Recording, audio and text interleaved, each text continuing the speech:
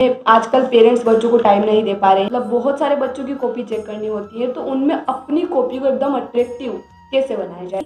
एक एग्जाम के बिगड़ जाने से बाकी एग्जाम भी बिगड़ जाते हैं। बहुत सारे बच्चे ऐसे होते हैं जो पूरे साल जिन्होंने कुछ नहीं पढ़ा। नमस्कार साथियों, आप सभी का स्वागत है हमारे YouTube चैनल माली सर पे। आज हम डिस्कस करने वाले हैं मिशन एग्जाम के बारे में। मैं हूँ प्रीति माली और हमारे साथ हैं मिस्टर राजमल जी माली। सर नमस्ते। नमस्कार। आपका स्वागत है हमारे YouTube चैनल पर। हम आपसे मिशन एग्जाम से रिलेटेड कुछ क्वेश्चंस पूछना चाहते हैं, तो क्या हम शुरुआत कर सकते हैं? बिल्कुल, आप पूछिए। धन्यवाद। तो सबसे पहला जो क्वेश्चन आता है बहुत कॉमन है। तो स्टूडेंट्स अगर कॉन्फिडेंट होकर पेपर देंगे, एग्जाम में बैठेंगे, तो वो बेहतर से बेहतर कर सकते हैं। लेकिन अक्सर स्टूडेंट्स एग्जाम में घबरा जाते हैं, तो क्या उन्हें पता होना चाहिए या फिर क्या आप उन्हें बताना चाहेंगे जिससे वो कॉन्फिडेंट होकर अपना पेपर दे सकते हैं? देखिए, सबसे पहले तो स्टूडेंट को ये जानना चाहिए कि परीक्षा एक दौर होता है जो जीवन में हो सकता है कि बार बार आपके सामने आए। दूसरी बात यह है कि जो अपन परीक्षा देने जा रहे हैं तो हमें सबसे पहले उसका सिलेबस, उसका पाठ्यक्रम याद होना चाहिए। हम अगर पाठ्यक्रम हमें याद हैं, उसके बाद हमको उसका विभाजन करना आना चाहिए। विभाजन यानी कि सरल प्रश्न अलग, मीडियम प्रश्न अलग और कठिन प्रश्न अलग। इसके बाद अगर अपन ने ये कर लिया है और उसके बाद सबसे अच्छी इंपॉर्टेंट बात, हमें छोटे छोटे प्रश्नों को सबसे पहले कवर करना है। यानी कि उनको हम किस प्रकार से हम लिखेंगे, उन छोटे प्रश्नों से क्या है कि हमको अच्छा एक उस सारांश पता लग जाती हैं, अर्थ पता लग जाती हैं। तो कहीं ना कहीं स्टूडेंट को एग्ज़ाम में कॉन्फिडेंस रहेगा, आत्मविश्वास रहेगा और बिल्कुल भी घबराहट नहीं होने वाली। जी बहुत बहुत धन्यवाद आपका। ये तो हो गई आप एग्जाम में कैसे कॉन्फिडेंट हो सकते हैं। लेकिन बहुत सारे बच्चे ऐसे होते हैं जो पूरे साल जिन्होंने कुछ नहीं पढ़ा और लास्ट टाइम पे एग्जाम में बहुत कम समय बच जाता है, तो वो सोचते हैं कि फटाफट रिवीजन किया जाए। तो ऐसी क्या टिप्स आप उन्हें देना चाहेंगे जिससे कि हम कम समय में आसानी से रिवीजन और एकदम कॉन्फिडेंटली पेपर दे सकते हैं कि हमें हाँ ये तो आता ही है। बिल्कुल, ऐसा भी हो सकता है कि हो सकता है आप किसी कारण से साल भर स्कूल न जा सके, या कोई प्राइवेट स्टूडेंट होते हैं जो डायरेक्ट प्राइवेट फॉर्म भरते हैं और एग्ज़ाम देने जाते हैं। तो उनके लिए आपको प्रीवियस ईयर के पेपर यानी पिछले सालों के पेपर जो हैं, पेपर को आप अगर 2-3 साल के पेपर अगर हल कर लेंगे, यानी कि एग्ज़ाम के समय से पूर्व 2-3-4-5 दिन पहले एक उन पेपर को हल करने का प्रैक्टिस करेंगे, तो कहीं ना कहीं वह प्रैक्टिस आपको एग्ज़ाम में बेहतर की ओर ले जाएगा।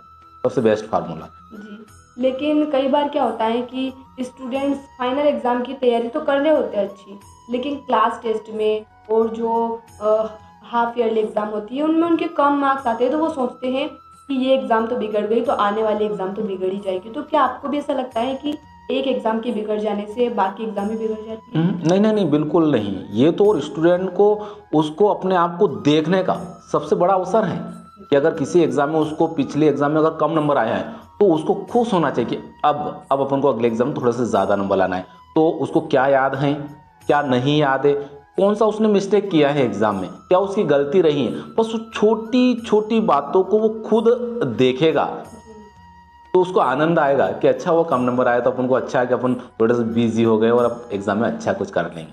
और वो जो ज़्यादा नंबर लाए पिछले टेस्ट में या कुछ ऐसी त्रैमासिक परीक्षा में, देखना आप जिसके कम आए, केवल उसको सोचना पड़ेगा, केवल उसको सोचना पड़ेगा कि मेरे नंबर कम आने के पीछे क्या कारण हो सकते हैं। बस इतनी सी बात, बस समझ लीजिए वो चल पड़ा है, वो आगे निकल जाएगा। जी, यानी कि उसका एनालिसिस करना बहुत बस जरूरी है। बस उतनी सी बात, एक बार कि क्या कारण हो सकता है, कहाँ मिस्टेक हो सकती है, उसमें उसका टीचर उसका मदद कर सकता है। तो कोई दिक्कत वाली बात ही नहीं है। अगर प्राइवेट स्टूडेंट है तो भी कोई दिक्कत वाली बात नहीं है, वो एग्जाम हो सकता कम नंबर आए लेकिन फिर बाद में कवर कर सकता है, कोई दिक्कत नहीं है। जैसा कि मैंने कहा है कि एक दौर है एग्जाम, तो दौर है तो फिर जीवन भी एक दौर ही है। जी, एग्जाम तैयारी की हमने बात कर ली, लेकिन जैसा कि आप एक टीचर हैं, स्टूडेंट्स के एग्जाम कॉपीज भी आप चेक करते हैं, तो बहुत बार स्टूडेंट्स सोचते हैं ना कि ऐसा क्या लिखें कि हम टीचर हमारी कॉपी देख के अट्रैक्टिव हो जाए। मतलब बहुत सारे बच्चों की कॉपी चेक करनी होती है, तो उनमें अपनी कॉपी को एकदम अट्रैक्टिव कैसे बनाया जाए, क्या ऐसा लिखा जाए टीचर? देखिए, स्पेशल लिखने का, एग्ज़ाम में लिखने का कोई स्पेशल कोई ऐसा रूल्स नहीं होता है। जो अपन जिस तरीके से अपन कॉपियों में लिखते हैं, अपन स्कूल जाते हैं कॉपी लिखते हैं, कॉपियाँ बनाते हैं, जो प्रश्न का उत्तर आपने कॉपी में लिख रखा है वही उत्तर वहाँ लिखना होता है। लेकिन आप हाँ थोड़ा सा प्रभावशाली उत्तर बनाने के लिए एक तो स्वच्छ अक्षर लिखने का प्रयास करें, चाहे आपकी राइटिंग ज़्यादा अच्छी ना हो कोई दिक्कत नहीं, एक तो सफाई से लिखिए। दूसरी बात, आप जो प्रश्न का उत्तर देने वाले हैं उसका फर्स्ट एक लाइन में, फर्स्ट एक या दो लाइन में उसका सटीक जवाब, यानी कुल मिला के उसका सारांश, कुल मिला के उस प्रश्न का उत्तर का निष्कर्ष आपको देना होगा जी, जिससे कि वो अट्रैक्टिव। और आपने अगर दे दिया है तो डेफिनेटली है कि आपका उत्तर बहुत, आपकी कॉपी बहुत प्रभावशाली होने वाली है।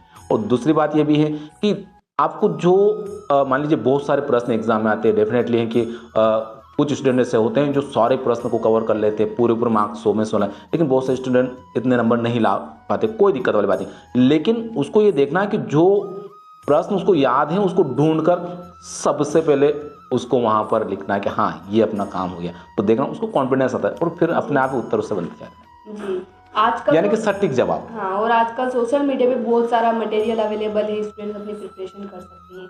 लेकिन एक तरफ सोशल मीडिया के पॉजिटिव एस्पेक्ट हैं, लेकिन स्टूडेंट्स उन पॉजिटिव एस्पेक्ट को नहीं देखते हुए नेगेटिव चीज़ों की तरफ ज़्यादा अट्रैक्ट हो जाते हैं और वो खुद को कंट्रोल भी नहीं कर पाते। तो इसमें पेरेंट्स, टीचर्स क्या रोल प्ले कर सकते हैं और स्टूडेंट को भी क्या सोचना होगा जिससे कि वो खुद को कंट्रोल कर सके, टाइम को मैनेज कर सके? देखिए, मतलब मैं कह रहा हूँ या फिर मान लीजिए अपना पूरा इतिहास कहता है कि केवल मन कंट्रोल नहीं होता है, और कुछ ऐसे भी साक्ष्य अगर देखें या ऐसे भी कुछ विभूतियाँ हैं जिन्होंने मन को कंट्रोल भी कर लिया। तो फिर सोशल मीडिया को कंट्रोल करना और सोशल मीडिया के नेगेटिव इफेक्ट से हटना ये तो एक छोटी सी बात है।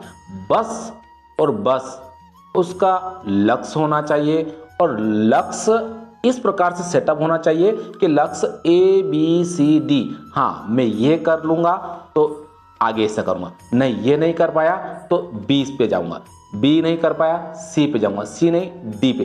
तो कहीं ना कहीं वो 100% ना उसको कोई सोशल मीडिया का उसके ऊपर इफेक्ट आएगा, ना कोई नेगेटिव बातों से वो जुड़ेगा, बिल्कुल नहीं जुड़ेगा।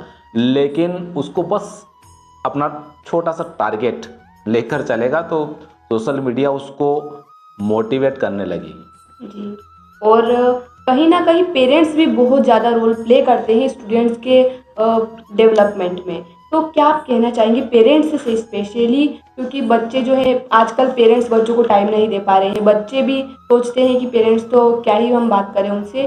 तो आप क्या कहना चाहेंगे पेरेंट्स को, क्या मतलब अपने बच्चों को ऐसा मोटिवेट करने के लिए वो क्या कर सकते हैं? देखिए, यहाँ पर दो प्रकार के स्टूडेंट होते हैं।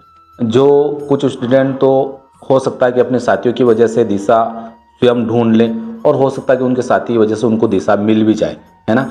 और कुछ स्टूडेंट को मतलब नहीं ढूंढ पाते हैं या ऐसी स्थिति में नहीं रहते हैं, तो पेरेंट्स को यहाँ पर थोड़ा समय स्टूडेंट को देना होता है। थोड़ा समय से मतलब है कि उसका रुचि, उसके हाव भाव, उसके जो मतलब जो समय के साथ जो बदलाव हैं उसको समझना होगा और उसका इंटरेस्ट ढूंढना होगा, और इंटरेस्ट के हिसाब से उससे बैठ के बात करना होती है कि मान लो कि मतलब ये अगर तू ऐसा काम कर लेगा, क्योंकि हर स्टूडेंट या हर व्यक्ति के लिए कुछ न कुछ लाइफ में ज़रूर काम है, इसलिए इसी तो कोई बड़ी बात नहीं है। तो कुल मिला के टीचर्स हो या उसका पेरेंट्स हो, उसका एक मार्गदर्शन के रूप में अगर ऐसी स्थिति में अगर आगे आए, मतलब थोपना नहीं है कि नहीं तू नहीं कर पा रहा, क्यों नहीं कर पा रहा, वो ऐसा कर पा रहा, इससे कुछ नहीं होना जाना है, इससे स्टूडेंट प्रेशर में आता है। तो पालक का और टीचर्स का यही सबसे बड़ा रोल है स्टूडेंट के लिए कि वह एक मार्गदर्शक के रूप में, उसकी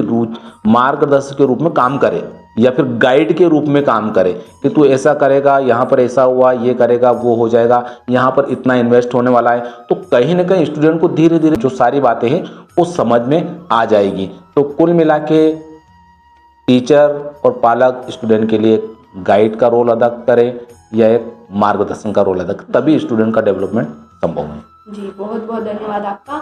और अगर बात आती है करियर की, तो स्टूडेंट सोचते हैं कि इतना सारा कंपटीशन है, 10 लाख बच्चे अगर एग्ज़ाम के लिए पास फॉर्म भरा है तो हमारा नंबर उसमें कहाँ आएगा?